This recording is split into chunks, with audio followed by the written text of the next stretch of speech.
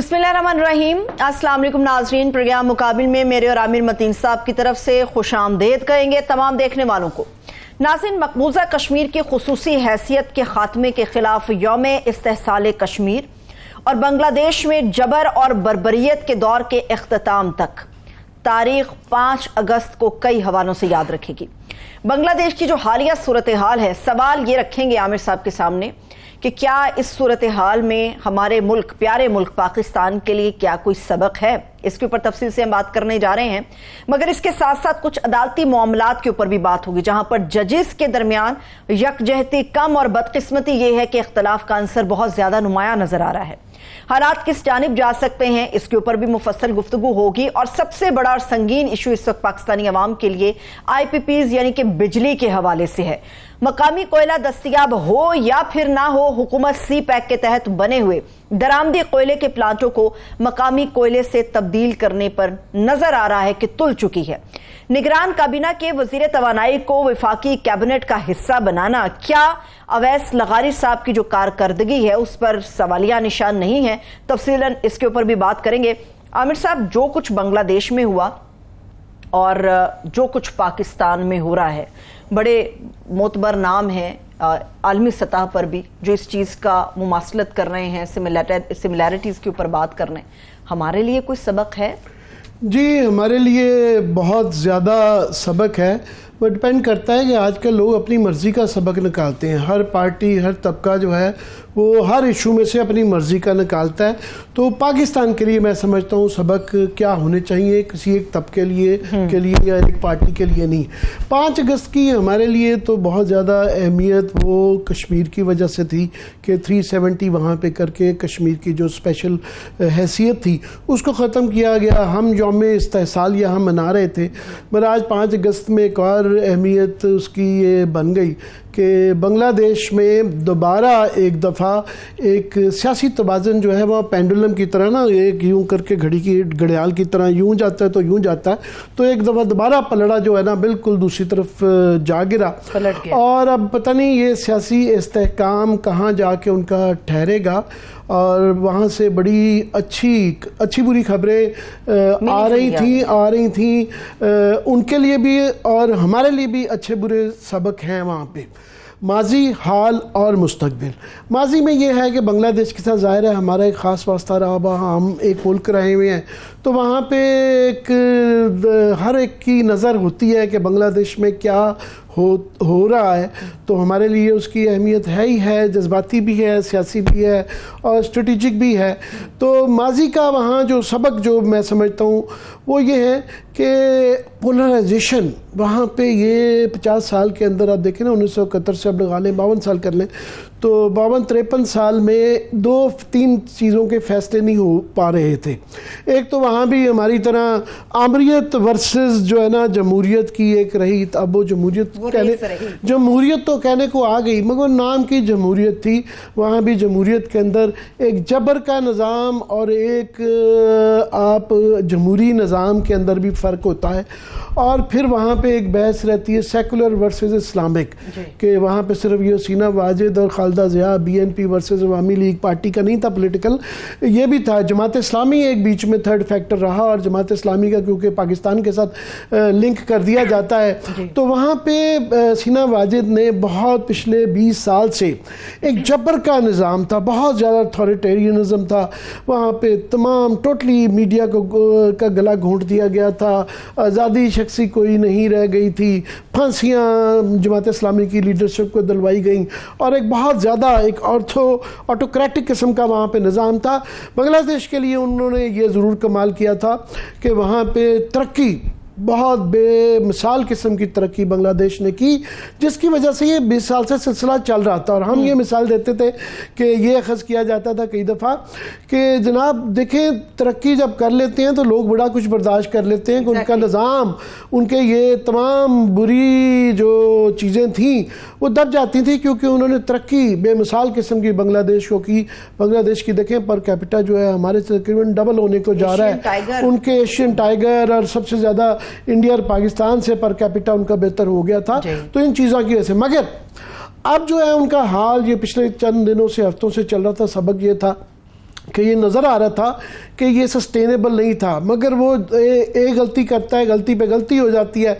तो 300 के करीब जो है ना हलाकतें हो चुकी थी सिर्फ ये 24 घंटे के अंदर, जो है 100 लोग जो है ना एक दिन के अंदर 100 लोग मारे गए।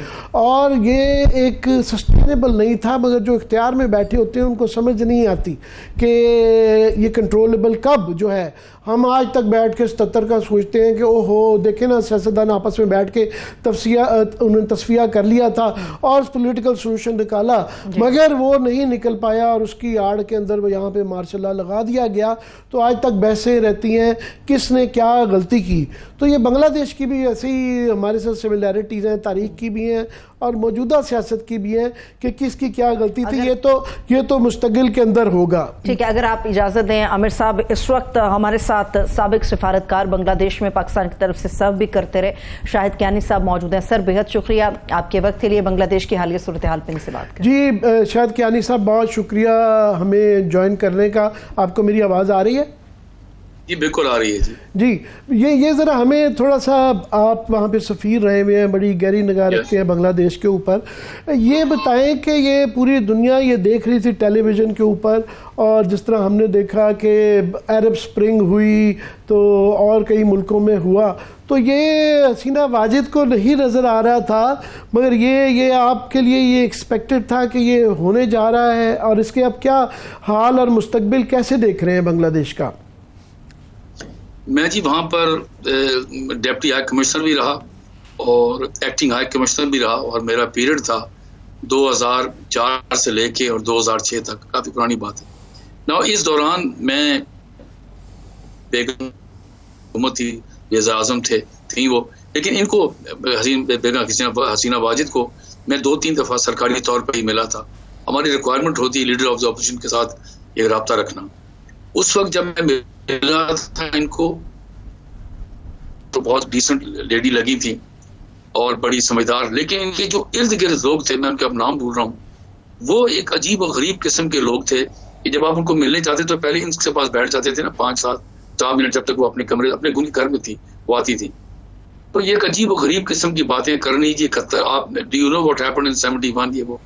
तो मैं उनको ये कहता था, देखें हमने आपकी गवर्नमेंट को रिकॉग्नाइज किया हुआ है, हम आपके साथ यहाँ पर बैठे हैं, एम्बेसी का काम है to act as a bridge और टू मूव ऑन। जो कुछ हो गया वो हो गया उसमें, और हम चाहते हैं कि पीपल टू पीपल कांटेक्ट हो, बिजनेसेस आपस में मिलें और आगे का सोचें।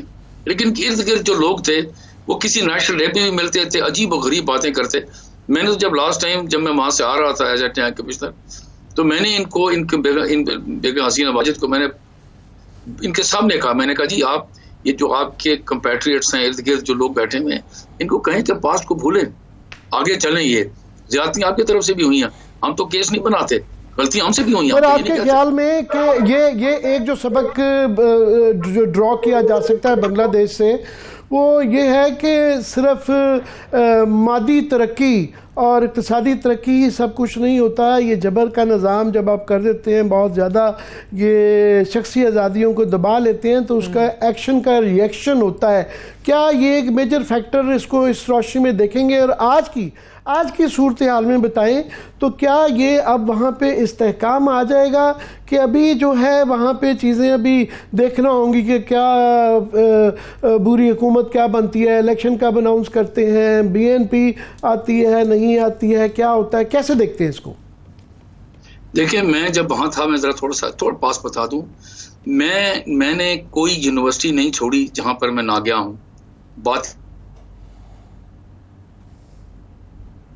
जी करता था, मिलते थे लोगों को।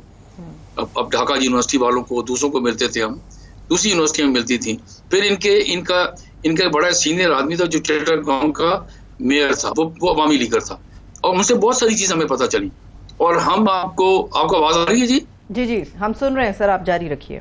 अच्छा सॉरी। अच्छा, तो ये जो मैं बता रहा हूँ कि ये मामला इनकी असल में जो इनकी गलती हुई है, बहुत बड़ा ब्लंडर था बेगम हसीना वाजिद का, वो ये था कि इन्होंने जो इलेक्शन जीतने शुरू किए, इन्होंने फिर ऑपोजिशन को बंद करना शुरू किया। वही हरकत कर रहे थे जो हमें ब्लेम करते थे हमारी हुकूमत को 71 से पहले, कि किसी ऑपोजिशन मेंबर को, लीडर को, बेगम खालिदा जिया जो वज़ीर आज़म रही थी, उनको, उनके फैमिली को इन्होंने इतना तंग करना शुरू कर दिया। और फिर जो असल टर्निंग पॉइंट आया वो इस इलेक्शन में आया। अगर आप रिकॉर्ड पढ़ें तो इनको यूनाइटेड स्टेट्स ने, बाकी मुल्कों ने समझाया कि ये इलेक्शंस लगते हैं कि फेयर नहीं है, और फिर आपने अपोजिशन को कोई दीवार के साथ लगा दिया है। ये आपके लिए ठीक नहीं है, क्योंकि आपकी जो सक्सेस है, हेल्थ है, एजुकेशन है, जिसके अंदर विमेन एम्पावरमेंट है, इन्होंने कमाल का काम किया, कोई शक की बात नहीं है। लेकिन जो बंगाली, मैं क्योंकि उनके साथ बहुत करीब देखा है, वो एक जमहूरी दिमाग रखते हैं और वो एक हद तक किसी को बर्दाश्त कर लेते हैं। जब इन्होंने ये शुरू किया कि हर चीज इम्पोज की, अब ये जो कोटा था भाई, आपके अवामी लीगर्स ने जो भी बांग्लादेश जो बनाया उसमें किया, वो लोग कहते हैं हाँ जी एहतराम करते हैं आपको, लेकिन ये नहीं हो सकता कि लोग जो चाहते हैं कि जो जॉब्स हैं वो मेरिट बेस्ड हों, उसको आपने छोड़ के इन पर इम्पोज किया। और आप देखिए सबसे बड़ा जुल्म क्या, आप देखिए ना, ये मैसेज नहीं सुन रहे थे सड़क पे, जो वो लीडर ही जमहूरी क्या जो सड़क पर समझ न सके कि हो क्या रहा है, फिर बंदे मारने शुरू कर दिए। मारने से यह मसला हल नहीं होता। 71 के हालात से पहले को देखें, बाद में देखें, कभी भी जबरदस्ती कोई हुकूमत नहीं। और देखिए सबसे बड़ा क्या हो रहा है, इन्होंने इतना बड़ा जुल्म यह किया है कि शेख मुजीबुर रहमान, जिसको ये फादर ऑफ द नेशन कहते हैं, वो देखिए उनकी तस्वीर को आगे पीछे को डिफेस किया जा रहा है। अब ये एक ऐसी चीज है, ये टर्निंग पॉइंट है इनके यहां तक लाने का। इनकी बेटी पर ये बात बनती है कि यार जिसको आप इतने ऊपर से लेकर, इसका एहतराम भी था उनके मुल्क के अंदर, आज वो खत्म हो चुका है। और ये एक अभी मैं जो आपको बता रहा हूं कि ये जिसे अंग्रेजी में कहते हैं shape of things to come, अब ये होगा, ये आप देखिएगा। इन्होंने देखे ना, बिला वजह के फौज को ले आए हैं बीच में, जो साइड लाइन पे बैठी हुई थी, बैरक्स में थी, उनको ये ले आए हैं बीच में कि जी अब आप, उन्होंने हुकूमत भी बना दी, आपको पता है इंटरिम गवर्नमेंट बन गई है। ये कोई अच्छा शगुन नहीं है, मैं आपको ऐसे बता दूं, क्योंकि इनको चाहिए था कि ये साइड ना होते, उससे पहले इलेक्शन को कॉल कर लेते या और इंटरिम गवर्नमेंट बना देते और चाहते हैं, इन्होंने वो नहीं की। ठीक है सर, ये अच्छा एक मिनट इजाजत है। अब ये है कि अब जो हालात इस वक्त हैं, मैं ये समझता हूँ कि जिस तरीके से इनका मूड है, जितना बंगालियों का मूड है, इनको चाहिए कि इलेक्शन जितनी जल्दी हो सके हो। जो जितनी लीडर्स इस वक्त कैद हुए हैं, उठा दिया एक अभी काफी सवाल हैं जो कि देखना होंगे कि वहाँ पे क्या किस तरीके से ये सूरत हाल जो है बैठेगी। बहुत बहुत शुक्रिया क्यानी साहब, आपको हम दोबारा बुलाते रहेंगे। लेकिन आमिर साहब मुझे एक बात बताइएगा, जो मैं एक चीज़ आपके सामने भी रखना चाह रही थी। उन्होंने कहा कि अभी हालात को ट्रैक पर लाना होगा। अभी से कुछ देर पहले खालिदा जिया जो हैं, उनकी रिहाई का हुक्म भी सदारती सतह पर उस इजलास में दिया गया। आप समझते हैं मुआवन होगा? आप देखें पिछले 20 साल 30 साल के अंदर 20 साल जो है हसीना वाजिद हुकूमत में रही। इसमें 2013 के अंदर भी उन्होंने इलेक्शन में हिस्सा खालिदा जिया की BNP को नहीं लेने दिया गया था, जमात इस्लामी उन्होंने बैन कर दी। अभी ये जो जिक्र कर रहे थे मौजूदा ये 2023 के इलेक्शन, उनके और हमारे तकरीबन साथ साथ ही हुए, तो 23 के इलेक्शन में उनको मौका नहीं दिया गया, वो जेल में रही, फिर नजरें बंद कर दिया गया और उनकी हर 6 महीने बाद एक्सटेंशन कर देते थे। हम ये नहीं रह सकते कि हमारी जो सूरत हाल है, हमें क्या सबक हासिल करने चाहिए। काफ़ी सिमिलैरिटीज़ हैं, मुमासलत है हमारे हालात में और वहाँ पे है। तो असल बात ये देखने की कि हम सही सबक इससे सीखते हैं या नहीं सीखते। सही है, ठीक है, आपने सबक की बात की है, मुझे शामिल करने दीजिए। इस वक्त सीनियर सियासतदान और साबिक गवर्नर सिंध मोहम्मद जुबैर साहब ने भी हमें ज्वाइन किया। सर बेहद शुक्रिया आपके वक्त के लिए। जरा बांग्लादेश के जी मैं बिल्कुल जुबैर साहब भी इसको बड़ी गहरी निगाह से देखते रहे हैं बांग्लादेश को। मैं जुबैर जो क्विकली एक कमेंट कर दूं कि हमारे लिए जो एक बहुत बड़ा लेसन जो है वो ये भी है कि हमारे यहाँ भी जहाँ भी इलेक्शन हुए कि अदारों का होना बड़ा इम्पॉर्टेंट है, फेयरनेस होनी बड़ी इम्पॉर्टेंट है। और वहाँ भी क्योंकि इलेक्शन फेयर नहीं हुए थे, सबसे बड़ी पार्टी को इलेक्शन BNP को नहीं लड़ने दिया गया, जमात इस्लामी को बैन कर दिया।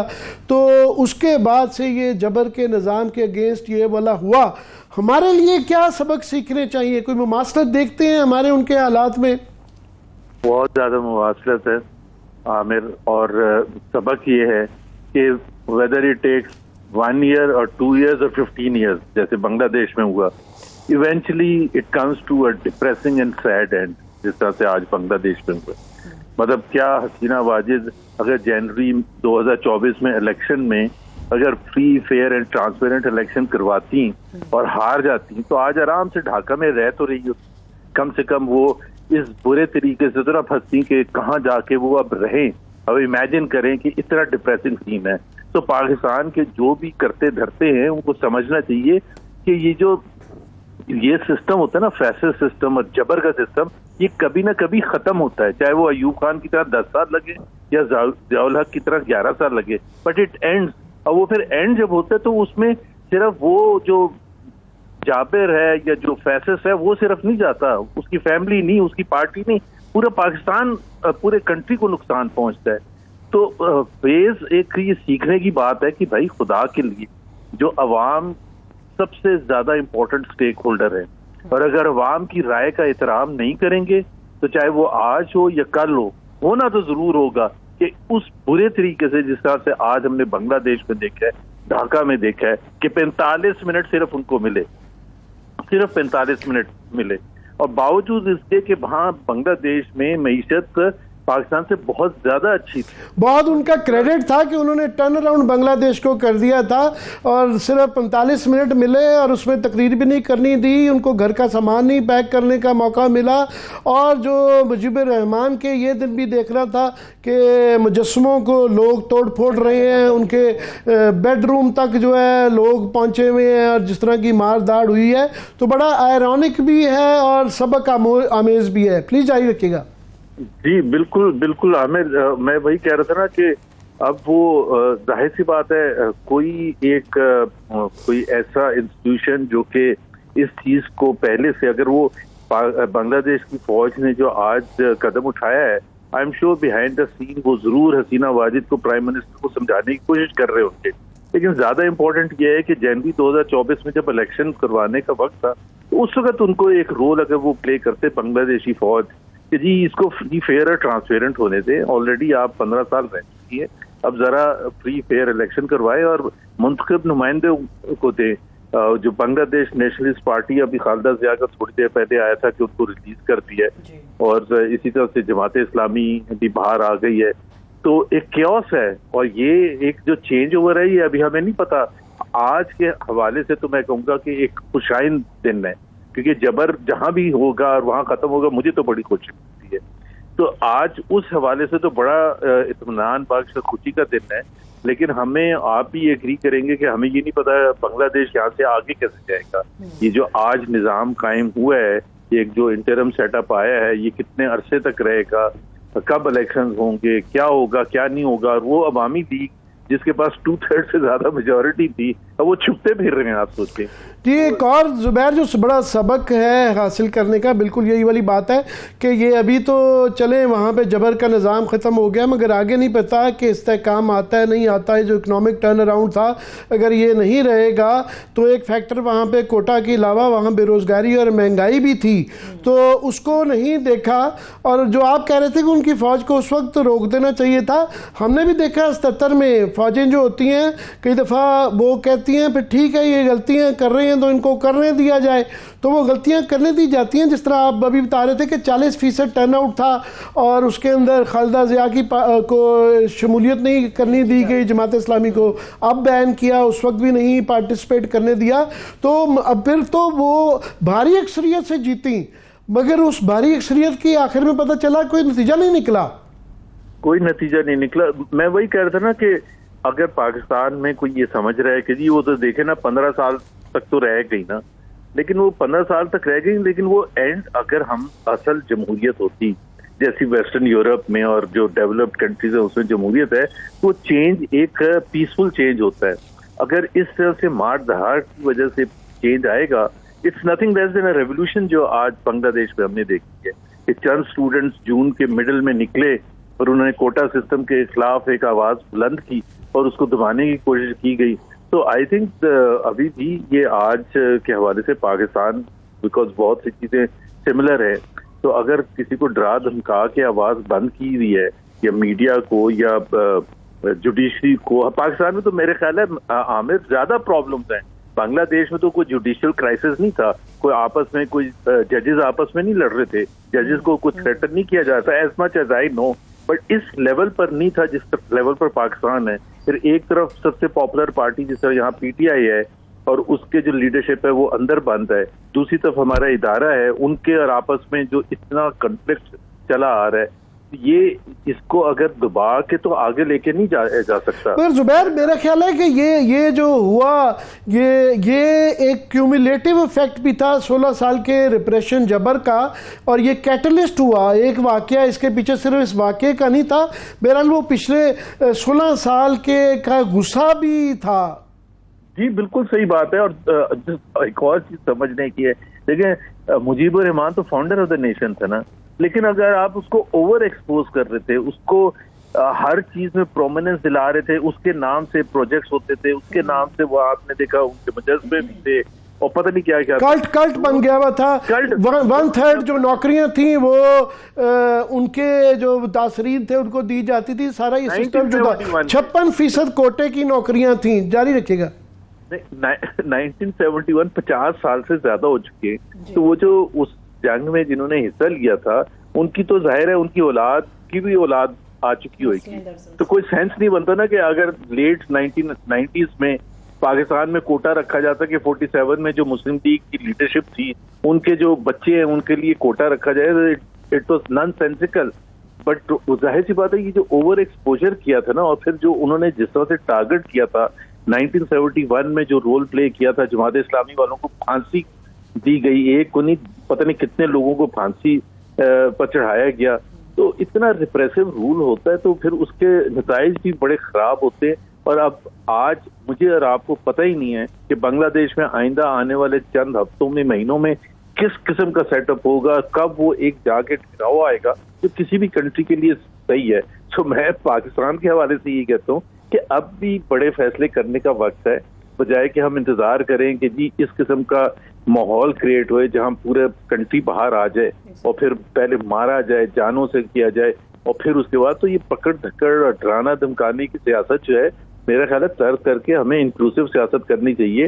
और एक हीलिंग प्रोसेस जिसको मैं कहता हूँ, Pakistan needs a healing process, जिसमें वो जो भी हुआ भाई, अगर 9 मई के हवाले से अगर कोई केसेस है उसको परस्यू करें, लेकिन आप 9 मई को बना के पॉलिटिक्स तो नहीं कर सकते ना कि वो उसको पॉलिटिकल वेंडेटा के लिए यूज किया जाए। तो मेरा ख्याल है कि अभी भी अब कुछ ना कुछ देखें, एक तरफ बलूचिस्तान है जो वहाँ क्या हालात हैं, केपी में हालात हमें पता है क्या हैं, बाकी पाकिस्तान में जिस किस्म के माहौल है, जिस किस्म की कन्फ्रंटेशन है, पॉलिटिकल इंस्टेबिलिटी है, और अभी आने वाले दिनों में अभी जब सुप्रीम कोर्ट दोबारा खुलेगी तो आप खुद सोचे ना, वो 2 जजेस एक तरफ हैं और फिर 6 बाकी 8 जजेस एक तरफ हैं, और फिर चीफ जस्टिस साहब हैं, और जो हुकूमत की थिंकिंग है कि जस्टिस फाइज ईसा को 3 साल का और एक्सटेंशन दे देंगे। I mean all of it, I think fairness के और इंसाफ के जब तकाजे नहीं पूरे किए जाते तो फिर नतीजे ऐसे ही निकलते हैं। एक और इसका नुक्ता नज़र एक और एंगल से भी देखा जा सकता है कि जब पोलराइजेशन बहुत बढ़ जाती है सियासी, तो फिर और इदारे मजबूत ना हो, अब देखें इंडिया में भी बड़ी पोलराइजेशन है, मगर उनके यहाँ इलेक्शन कमीशन क्योंकि बड़ा मजबूत है और इलेक्शन के ऊपर कंट्रोवर्सी नहीं होती, तो इसलिए वो पोलराइजेशन भी उसके बावजूद भी इंतशार नहीं होता। हमारे यहाँ जब इदारे भी साथ में शामिल हो जाते हैं तो वो फिर मामलात मजीद बिगड़ जाते हैं। हमारे तो मेरा ख्याल है Pakistan has to rethink the whole thing कि किस तरह से हम इसको आगे लेके जाएंगे, मुल्क को कैसे चलाएंगे। इलेक्शन कमीशन सबसे ज्यादा इम्पोर्टेंट है, केस इन पॉइंट मेरा ख्याल है पूरे पाकिस्तान में, कि इतना 2 नंबर इलेक्शन कमीशन, क्या अल्फाज इस्तेमाल किए जाए कि वो आज भी उनकी तरफ से यही हो रहा है कि सुप्रीम कोर्ट का 8 रुकनी बेंच एक फैसला दे चुका है और वो उसको इम्प्लीमेंट करने के लिए तैयार नहीं आज भी, मतलब सब घपले करने के बाद भी, सब पूरी सुप्रीम कोर्ट के 11 मेंबर्स ने कह दिया कि उन्होंने गलत इंटरप्रिटेशन की थी। By the way I don't agree with that, justice Faez Isa की और दूसरे जजेस की ये बात है कि जी उन्होंने गलत इंटरप्रेट किया, उसको उनको इंडिपेंडेंट लड़ने दिया। मेरे तो ख्याल में उन्होंने सही इंटरप्रेट किया था, इन्होंने तो अपने आप को बचाने के लिए कह दिया कि गलत इंटरप्रेट किया। बहरहाल अगर वो मान, और उसके अंदर जो अभी सबसे ज्यादा बहस तलब बात तो ये हो रही है कि उस अपने जजमेंट में 2 जजेस रात ने ये जो लिखा है कि जी अमल दरामद जो है नहीं करना चाहिए, वो एक बड़ी कंट्रोवर्शियल बात है। जी जी जी, ये इससे ज्यादा कंट्रोवर्शियल, मैं वही कह रहा हूँ ना, अभी तो 8 जजेस वापस आएंगे जब सुप्रीम कोर्ट की छुट्टियां इस वक्त, तो वो इमेजिन कन्फ्रंटेशन जो शुरू होगी वो एक और नई चीज होगी। तो मेरा तो मशवरा यही होगा अपनी पार्टी के पुराने दोस्तों से कि खुदा के लिए यार थोड़ा सा हाथ हल्का रखिए, कोई फर्क नहीं पड़ता कि अगर आपकी हुकूमत चली जाएगी। ज़ुबैर, हम इसके बाद ज़रा आईपीपी के मसले में, क्योंकि आप प्राइवेटाइजेशन को बहुत देखते रहे हैं, बात करेंगे, पर ये अभी वक्फा लेना चाह रही हैं, प्लीज़ हमारे साथ रहिएगा, तो इसके बाद ज्वाइन करते हैं आईपीपी के बाद। मोहम्मद ज़ुबैर साहब तो हमारे साथ मौजूद रहेंगे। अभी हम एक छोटा सा ब्रेक ले रहे हैं, ब्रेक से वापस आके सियासत के ऊपर तो बात चल रही है, मगर जो असल इशू है आवाम का वो आईपीपीज़ के हवाले से जो बड़ा जोर पकड़ गया, इसके ऊपर भी तफसील से बात करेंगे, हमारे साथ रहिए।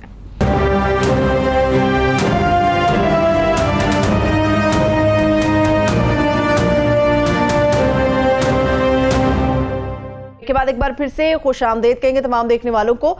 इस वक्त सियासत पर बात करनी है, आईपीपीएस के हवाले से बात करनी। मोहम्मद ज़ुबैर साहब हमारे साथ मौजूद हैं। जी ज़ुबैर, मैं आपकी इजाज़त सिर्फ 2-3 मिनट जो लेटेस्ट इसके ऊपर हुई है कि आईपीपीएस का इस वक्त मसला जो है वो पाकिस्तान का सबसे बड़ा मसला है, ना सिर्फ इसलिए कि आम आदमी इतना परेशान है महंगाई से और बिजली के बिलों से और लोड शेडिंग से, मईशत नहीं चल सकती इतनी महंगी के ऊपर, और ये एक वैसे तो नहीं कहना चाहिए मगर बांग्लादेश हमारा मेन कंपेटिटर है, वहाँ भी इस वक्त ये सूरत हाल है इन तमाम चीज़ों के बावजूद। मगर हमारे लिए एक अपॉर्चुनिटी भी है कि हम वहाँ पे अगर बेहतर अपना निज़ाम कर लें तो हम वो एक्सपोर्ट की जो हमारी उनके साथ टेक्सटाइल के अंदर ख़ास तौर पे कंपटीशन है, एक अपॉर्चुनिटी भी है। मगर यहाँ पे ज़ुबैर एक डिनाइल है गवर्नमेंट का कि गवर्नमेंट इसके आईपीपीज़ के मसले के ऊपर सोल्यूशंस की तरफ नहीं जा रही, और बीच में डिनाइल है कि फॉर एग्जाम्पल फॉरेंसिक ऑडिट के ऊपर तो कोई बहस ही नहीं, हर कोई कह रहा है यार इसका ऑडिट तो करवाएं, मगर जो है आज जो है एफपीसीसीआई जो है गौर एजाज वगैरह सुप्रीम कोर्ट में चले गए हैं कि जनाब उनके जरिए ऑडिट करवाए जाए। सेनेट के 2 इजलास स्पेशल कमेटी के हो चुके हैं, वो मांग रहे हैं कि हमें एग्रीमेंट्स की तफसीलात दे दी जाएं, मगर उसको भी सीक्रेट वो समझ के, एक स्टेट सीक्रेट है, वो ना हमारे से ना पार्लियामान से किसी से शेयर नहीं किया जा रहा।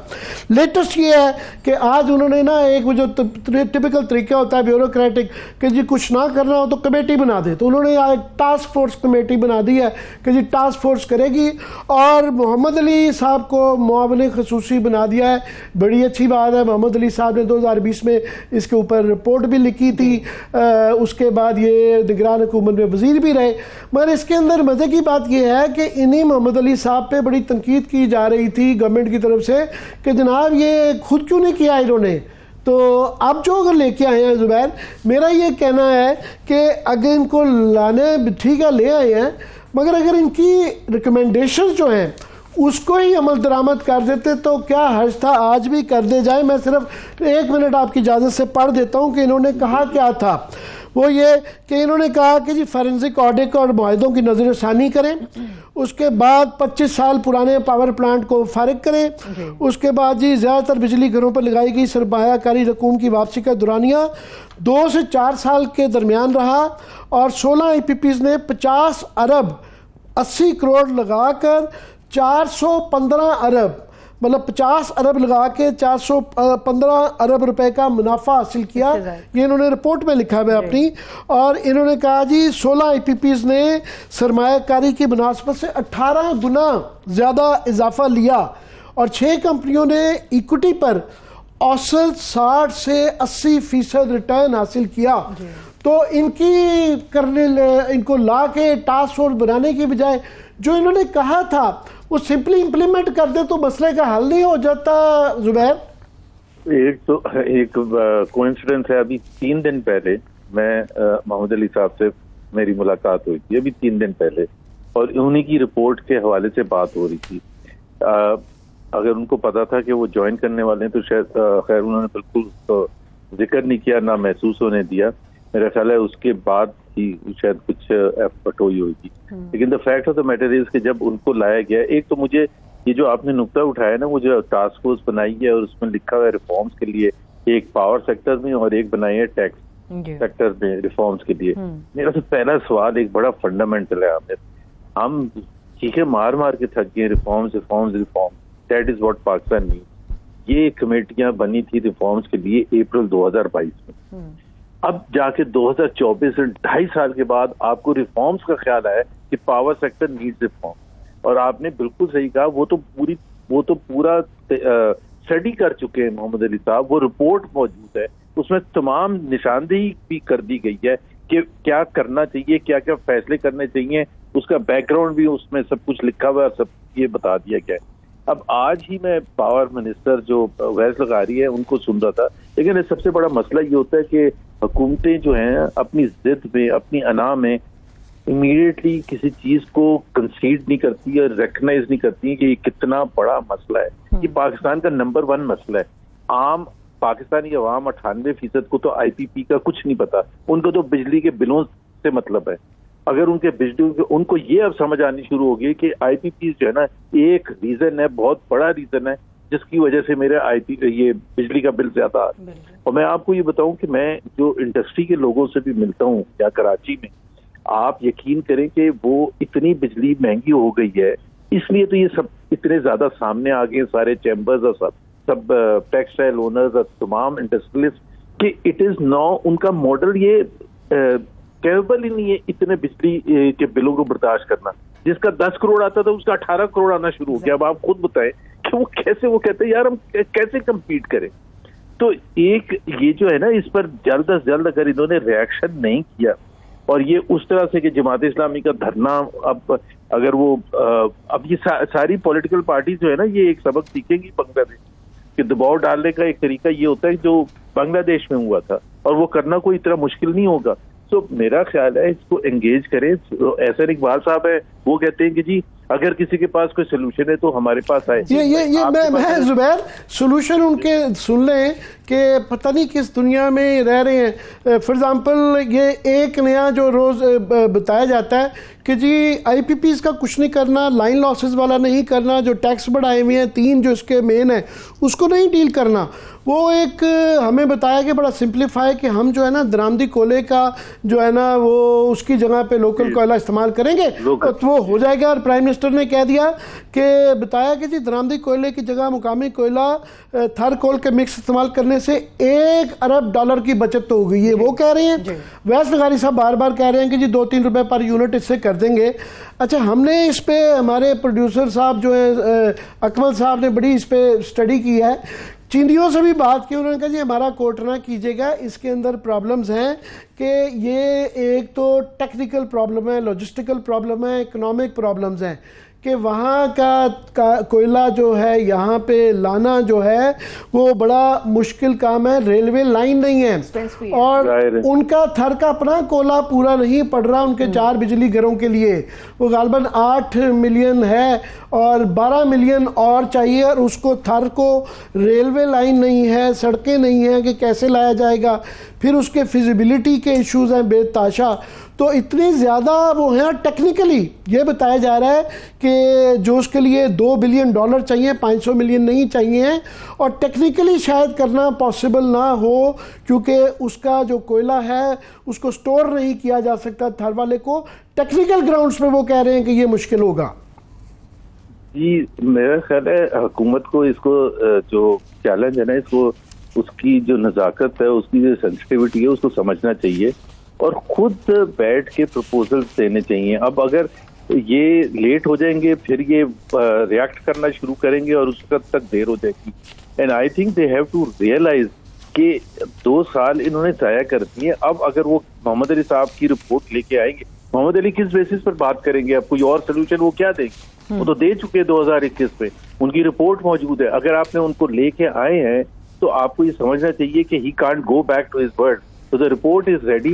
I think that needs implementation and that मुझे शक पड़ता है कि मोहम्मद अली साहब को लाया है गया है क्योंकि उनकी कोर्ट बार बार की जाती थी रिपोर्ट जो है, तो कि अपनी ही उस रिपोर्ट के अंदर से कोई न्यूट्रलाइज उसको किया जाए और कोई तरीका बताएं कि आपको आपकी रिपोर्ट के जरिए कैसे तबाह किया जाए।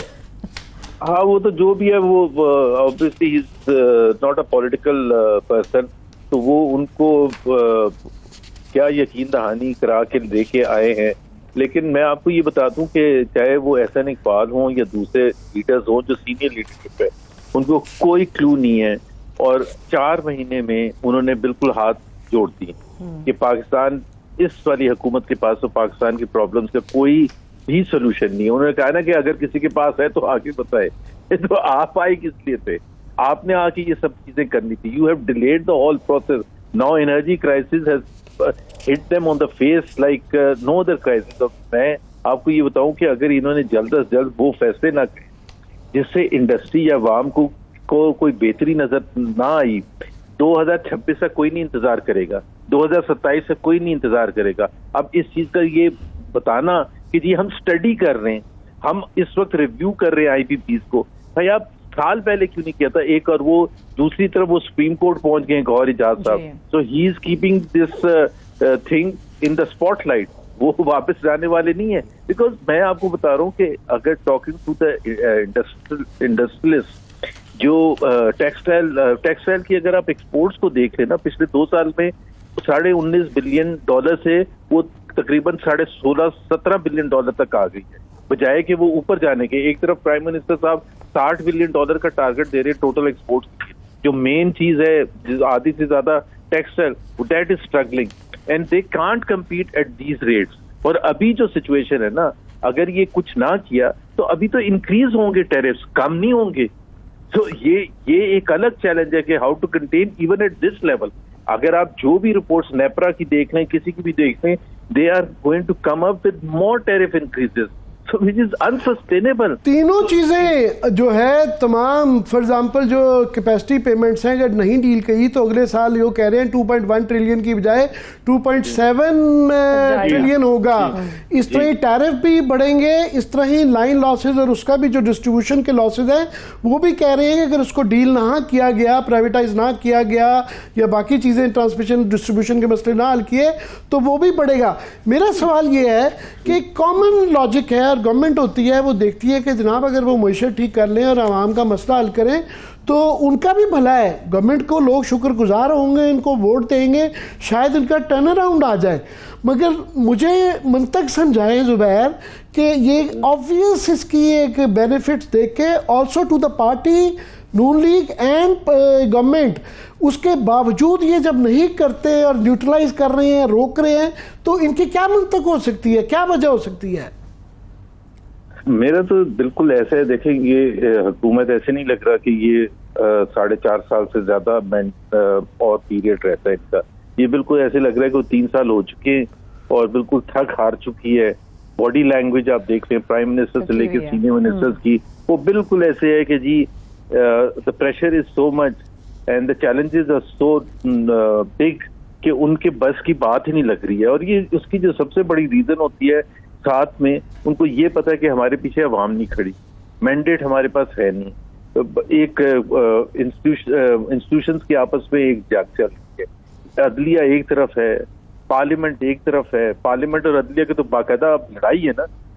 वो जो रिजर्व सीट्स का जो केस है उसमें वो पार्लियामेंट में बिल लेके आ रहे हैं जो कि वो 8 रुकनी मेंबर्स का जो फैसला है उसको खत्म करेंगे और अपनी मनमानी करेंगे। तो मेरा अपना ख्याल, मुझे जुबैर शक पड़ता है कि ये घबरा रहे हैं कि एक पूरी अशराफिया, ऑफ कोर्स जो है एक तबका, जिस तरह आपने कहा कराची में बिजनेसमैन, FPCCI, एप्टमा, तमाम वो देख रहे हैं कि उनका बिजनेस नहीं चल सकता। मगर एक तबका है जो कि IPPs के साथ मुंसलिक रहा हुआ है, गवर्नमेंट के लोग भी हैं, ब्यूरोक्रेट भी हैं, वो डर रहा है कि अगर ये खुल गया, इसके ऑडिट हो गए तो बड़े लोगों के पता नहीं क्लोजेट में से क्या क्या कुछ निकलेगा।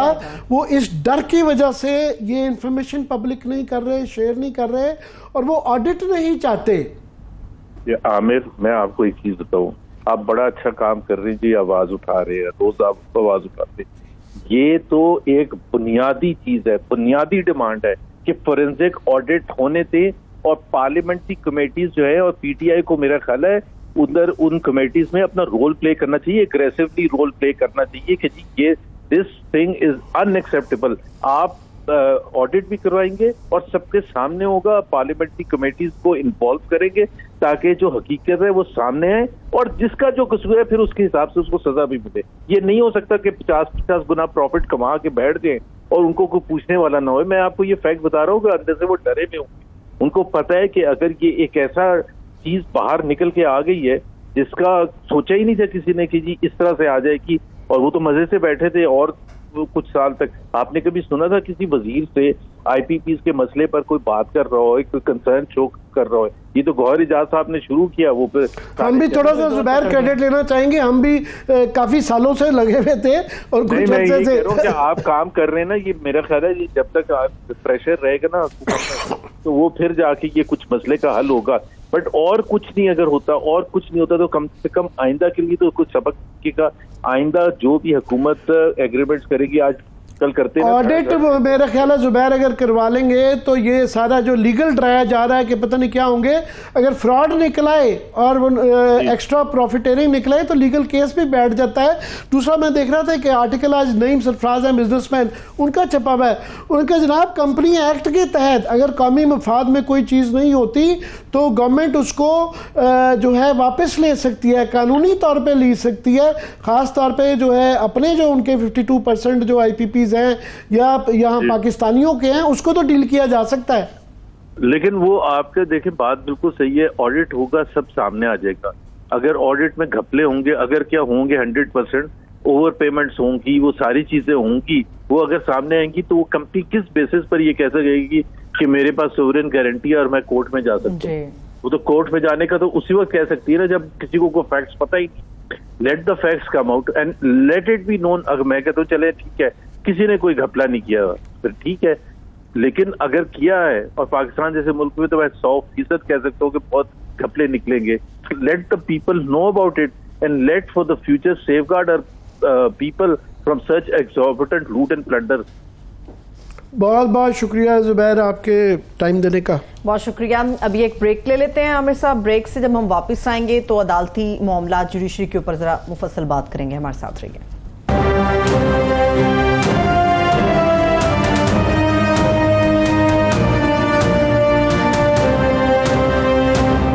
ब्रेक के बाद एक बार फिर से खुशामदीद कहेंगे। इस वक्त अदालती मामलात पर बात करने के लिए 92 न्यूज़ के स्पेशल कॉरेस्पॉन्डेंट साकिब बशीर साहब हमारे साथ मौजूद है। बहुत शुक्रिया साकिब, थैंक सो मच आपके वक्त के लिए। आमिर साहब बात जी, साकिब क्विकली जो है आप ही इस पे हमें दे दें कि पहले ही गवर्नमेंट ने अपनी इंटेंशंस छुपाई नहीं थी। जब से ये मखसूस नशिस्तों वाला फैसला आया 8/5 का, जब ही से वो कह रहे थे कि जनाब हमने इस पर अमल दरामद नहीं करना, कानून साजी भी हो रही थी, बयानात भी आ रहे थे। अब ये जो 2 जजेस के इख्तलाफी जो डिटेल्स आई हैं उसको बार बार कोट करके ये बताया जा रहा है कि देखें जी इसका अमल दरामद नहीं होना चाहिए, और बहुत ज़्यादा वो 8 जजेस का फैसला गायब हो गया है, 2 जजेस का ज़्यादा मुकद्दम हो गया है। क्या कहेंगे? जी बिल्कुल, 2 जजेस का फैसला तो कानूनी या आईनी तौर पर वो बाइंडिंग नहीं है, प्रिवेल नहीं करेगा। प्रिवेल तो 8 जजेस का फैसला ही करेगा, लेकिन 2 जजेस ने बहुत सारी चीजें लिखी हैं, ठीक है उनका अपनी राय है, लेकिन 2-3 चीजें बहुत एक्स्ट्रा लिखी गई हैं। पहली बात तो ये है कि जो उन्होंने वो अपना एक सीक्वेंस बांधा जिसमें उन्होंने कहा कि ये एक गैर आईनी इकदाम है और पीटीआई को जो नशिस्तें नहीं मिल सकती, और आगे जाकर वो कहते हैं कि गैर आईनी इकदाम जो है वो जो आईनी इदारे हैं वो उनको तस्लीम नहीं करना चाहिए उनको। तो ऐसे तासुर मिल रहे हैं जैसे इनका जो है वो फैसला जो है वो आईनी है और बाकी जजेस का गैर आईनी है। एक तरगीब का एक पहलू, एक तासुर जो है वो इससे मिला एक। और दूसरी बात इन्होंने जो की कि जो फैसला तफसीली फैसला अगर ना आया तो जो गैर मुअस्सर हो जाएगी नजरसानी, ये भी जो है वो फ्यूचर को पहले प्रिडिक्ट करना, और वो भी वजाहत में अपनी जो इजाफी आपके जो उसमें था अकलीती फैसला था, तफसीली फैसला, उसमें ये 2-3 चीजें जरूरत ही नहीं थी इसमें जिक्र करने की। सिंपली उन्होंने बताना था कि हम क्यों फैसला दे रहे हैं कि पीटीआई को नशिस्तें नहीं मिलनी चाहिए, सुन्नी इत्तेहाद काउंसिल को नहीं मिलनी चाहिए और बाकी पॉलिटिकल पार्टीज को मिलनी चाहिए। ये पेशावर हाईकोर्ट का फैसला जो है वो दुरुस्त है। वैसे कानूनी तौर पर या आईनी तौर पर ये किसी तौर पे भी बाइंडिंग नहीं है, लेकिन मखसूस नशिस्तों के केस में जो तफसीली फैसला है वो आइंदा चंद रोज में आ जाएगा। एक और जो चीज जो बड़ी अहम है, वो हुकूमत वक्त जो बातें कहती थी वो बहरहाल हुकूमत को बहुत कुछ बेचने को मिल गया है, वो उनको मवाद मिला है। वो बातें जो वो कहते थे वो जो है वो 2 जजेस के फैसले में भी उनका रिफ्लेक्शन जो है वो हमें नजर आती है किसी ना किसी तरह। एक ये जो इतराज़ात आ रहे हैं कि जनाब जस्टिस अमीन साहब के हवाले से कि ये 61(2)(f के उस फैसले में भी थे और मेल उसके अंदर जो थी पिटिशन वो और थी, और ये बीच में 62(1)(f लेके आया गया। फिर नौकरियों के हवाले से जो एक बेंच था उसमें भी आउट ऑफ द वे जाके अदालत ने वो मेल प्ली से हटके किया गया है। तो माजी में ऐसे प्रेसिडेंट रहे हैं, जबकि ये उन फैसलों के हिस्सा रहे हुए हैं जहां पे ये पहले भी हुआ है। जी बिल्कुल, ये बड़ा वाज़ेह है कि वो जो सैक्ड एम्प्लॉयज का केस था, हजारों की तादाद में जो है एम्प्लॉयज थे। हमेशा से सुप्रीम कोर्ट ऑफ पाकिस्तान जो मुकम्मल इंसाफ का 187 का जो इख्तियार इस्तेमाल करती है, वो गैर मामूली हालात में गैर मामूली इख्तियार जो है वो इस्तेमाल किया जाता है। तब भी ये था कि हजारों की तादाद में उसमें मुलाजिमीन थे जिनका मामला था। सुप्रीम कोर्ट ने उनकी जो रिव्यू पिटीशन थी उनको खारिज किया, सो मोटो लिया और कंप्लीट जस्टिस में जाकर उनके लिए जो है वो रास्ता निकाला। और जस्टिस अमीनुद्दीन खान उस बेंच में मौजूद थे। फिर जो 62(1)(f की जो तशरीह की और जो हुकूमत की लेजिस्लेचर को माना गया, तब भी सुप्रीम कोर्ट के सामने वो मामला मौजूद नहीं था। इसके बावजूद उस तरफ सुप्रीम कोर्ट गई, रास्ता निकाला और उसमें ये समझ रहे थे, और उसमें मियां मोहम्मद नवाज शरीफ साहब और जहांगीर तरीन वो जो बेनिफिशरी थे उस वक्त, तो वो रास्ता जो है निकाला गया। ये कोई गैर मामूली चीज नहीं है, कोई गैर मामूली वाकया नहीं है, लेकिन हुकूमत वक्त क्योंकि ये तय कर चुकी है हमने मानना नहीं है और लेजिस्लेशन ला रहे हैं। बिल आज उन्होंने पेश करना था कौमी असम्बली में, वो पेश नहीं किया, आज जो है वो कल पेश किया जाएगा। तो हुकूमत वक्त तो पूरी महादराई की जो है वो कोशिश कर रही है, और वो भी किसके साथ, जो आने वाले चीफ जस्टिस के साथ। लेकिन जब फैसला आएगा तो ये इतलात हैं, उसमें जो इलेक्शन कमीशन ने वजाहत मांगी उसका भी जवाब होगा। इसके अलावा भी इलेक्शन कमीशन के खिलाफ चार्जशीट भी हो सकती है, और सुप्रीम कोर्ट ने क्यों क्विकली जो वहाँ पे जो कानून साजी की जा रही है कि वो है, तो उसके ऊपर तो बड़ा क्लियर है आइन कानून के रेट्रोस्पेक्टिव इफेक्ट नहीं होता, आइंदा जो मर्जी कर लें, और जो पहले हो गया हुआ है इस फैसले को तो वो न्यूट्रलाइज नहीं करता। जी बिल्कुल, वो पहले का तो हो ही नहीं सकता। ये तो अदालतों में तयशुदा एडमिटेड फैक्ट्स और तस्लीम शुदा हकीकत है। अदालतें हमेशा से ये कहती हैं कि एक कानून जो है 8 फरवरी से पहले या कोई सर्टेन डेट पे तारीख पे कानून था ही नहीं, जिस बंदे ने एक्ट किया उसको क्या पता कि ये फ्यूचर में कानून बन जाएगा। तो इसलिए अदालतें कहती हैं तब से इसका कोई इफेक्ट नहीं होगा। हुकूमत की ये कोशिश बहरहाल है कि किसी तरीके से इसको जो है वो इसमें लाया जाए। वो जो बिल्कुल स्पेसिफिक लेजिस्लेशन लाई जा रही है वो 12 जुलाई के फैसले को गैर मौसर करने की जो है वो एक कोशिश की जा रही है। अब ये महाजराई क्यों करना चाह रही है हुकूमत, ये हुकूमत को इसका पता होगा।